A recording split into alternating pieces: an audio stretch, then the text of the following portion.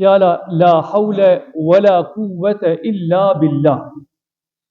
E përkthimi i kësaj fjale është nuk ka gjë që të largon nga mëkatet dhe të forcon në bërjen e sevapeve, në realizimin e urdhrave të Allahu xhaleshanuhu përveç se Allahu i madhruar.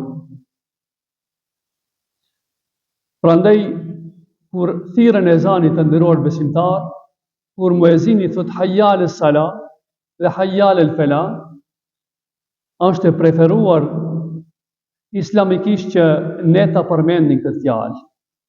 Ne konfirmojmë në praktikë se o Zot, sikur mos ishte dëshira ite dhe forca ite, na shtish, na motivosh, ne nuk do ishim në xhami.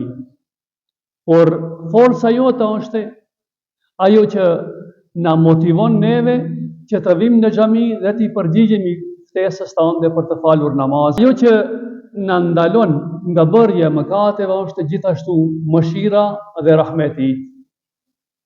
Muhamedi alayhi salam na jep edhe një informat shumë të rëndësishme për këtë fjalë, thot ela edullukum ala kenzin min kunuzil jannah. A t'ju tregoj për një thesar nga thesaret e xhennetit. E i thuan, po i dashuri i Allahut, e ki u thot se kjo fjalë la haule wala quwwata është thesar nga thesaret e xhennetit. Me një hadis tjetër thot Muhamedi alayhi salam, thënia e fjalës la haule wala quwwata illa billah është derë nga derët e xhennetit.